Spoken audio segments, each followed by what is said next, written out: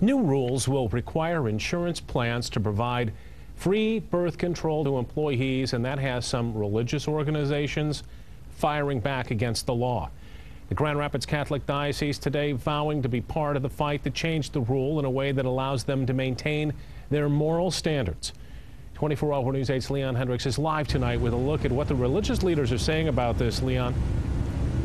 Brian, good evening. In its totality, the new rule is about preventative health care, but it does include those contraceptives, and it's set to go into effect at the 1st of next year.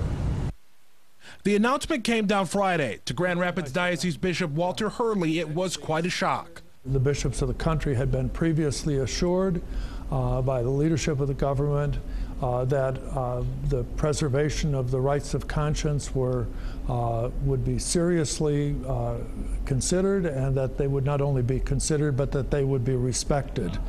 And this mandate seems to fly very much in the face of that. A provision in the new mandate requires employers to provide preventative health care free of charge. That includes contraceptives or birth control that the Catholic Church has a fundamental problem with providing. We have always been able, as a Catholic community, to live by our beliefs. Not that everybody does or needs to subscribe to them, but our beliefs have always been respected. Proponents say the move is all about women's rights, allowing all women access to health care they need. Supporters say women should have the freedom to decide what medications to take with their doctors and no one else. There's a distinction between our moral teachings and what may be legally and from other points of view very acceptable.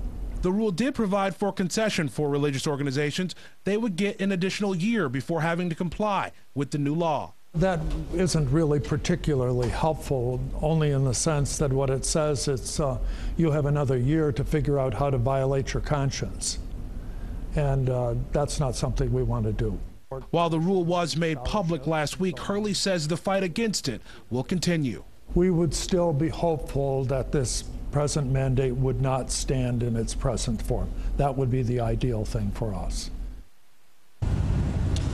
And clearly the feds knew that this would be an issue. The President Obama himself called the president of the U.S. Conference of Catholic Bishops to give him a heads up on the announcement.